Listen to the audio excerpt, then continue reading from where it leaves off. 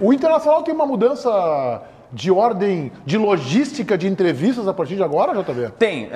Já está acontecendo por uma situação proposta pelo novo vice de futebol do Internacional, Alessandro Barcelos. Nem todos os jogos a diretoria irá se manifestar. O treinador sempre vai continuar falando e um jogador, pelo menos, é colocado à disposição e às vezes mais, às vezes eles passam ali na nossa frente, na porta do vestiário, a gente pode entrevistá-los na zona mista, que como é assim é chamado. Só que a direção não vai falar todos os jogos. Vai ser alguma coisa pontual e os dirigentes garantem que vão falar ou em caso de uma situação muito importante de vitória e derrota. Eles prometem que irão falar quando o bicho estiver pegando, mas a partir de agora o dirigente não vai se manifestar sempre para a torcida colorada. Quem é o pai da ideia? Alessandro Barcelos, o vice-presidente de futebol do Inter. Alessandro Barcelos, está chegando agora no futebol, né? É um dirigente que merece todo o nosso respeito. Pessoalmente, conheço o trabalho que ele fez à frente do Detran, no governo do estado. Então, é um grande profissional e um grande cara. Até vou chamá-lo assim porque tenho, não uma intimidade, mas talvez uma relação fraterna e cordial com ele. É um sujeito agradável de conversar. Eu conversei com ele ainda desde a sua entrada no futebol do Internacional. Não, Alessandro, não funciona assim. Está errada, a decisão é equivocada.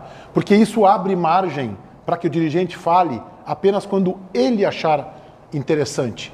E o dirigente de futebol, Alessandro, invariavelmente, ele não é um jornalista. Então ele não consegue avaliar isso. O que é importante e o que não é importante. E aqui na aldeia, o país já é assim, mas aqui mais assim, nós temos a rotina, o hábito, a tradição de ouvir os dirigentes. Alguém tem que falar. Pode até não ser o vice de futebol. Pode ser até ser o diretor executivo, no caso do Inter, Rodrigo Caetano. Pode até ser o presidente, pode ser o diretor de futebol, mas alguém tem que falar. E ele não fala com a Rádio Bandeirantes, ou com as co-irmãs, ou televisões, ou com os jornais, ou com sites, blogs e redes sociais. Ele fala com o torcedor do Internacional. Nós funcionamos na prática como veículo de comunicação. Tem que falar, Alessandro, a decisão é equivocada. Vai me desculpar, com toda a franqueza, eu vou colocar aqui. Esta é uma decisão absolutamente equivocada e que vai, inclusive, ferir alguma isonomia, sabe? Porque vai ter algum momento que o dirigente não fala e vem alguém da oposição e ocupa o espaço num programa de rádio posterior ao jogo e senta o sarrafo na direção. E aí a direção perde espaço. Isso vale para Inter, para Grêmio, para qualquer clube. O dirigente tem que ter a responsabilidade. Ele está lá no cargo também para isso. Para justificar, para elogiar, para defender, para colocar a posição institucional do clube. Eu tenho dúvidas. Concordo. Respeito posições contrárias, mas não concordo com a decisão. Eu tenho dúvidas se eu concordo contigo nesse aspecto, Meneghetti. Pelo seguinte, o Internacional estava fazendo uma inversão de valores. E isso é claro. O dirigente estava falando antes do treinador. Não, quem fala depois do jogo é o treinador. Ele que explica a substituição, quem foi bem, quem foi mal, como é que foi o time, o que ele pretendia. Ele dá esclarecimentos para a torcida. Até para a gente saber, olha, eu fiz isso por essa situação, fiz aquilo por aquela outra situação. Tudo bem. A posição da direção é importante e às vezes até para trazer esclarecimentos. Vou dar um exemplo, assim, surgiu ali no bastidor, a gente ficou sabendo que tal jogador não pôde atuar porque teve uma lesão, ou porque teve briga no vestiário, tô fazendo um negócio, ou o Arangues está por ser contratado. É importante. Só que nem todo jogo, e nesse ponto eu concordo, nem todo jogo a figura do dirigente é tão importante assim. O que me, de certa forma, preocupa é o que é relevante ou não. Daqui um pouco o Inter tomou 5-0 e ninguém fala pela direção. Não, e mais do que isso, tu cria um espaço para especulação que não é correto. A cultura, ela serve porque nós temos hábitos. Nós temos hábitos e isso a gente tem que, de certa forma, respeitar. O que me preocupa mais é o seguinte, vão falar quando? Quando o juiz for mal no jogo.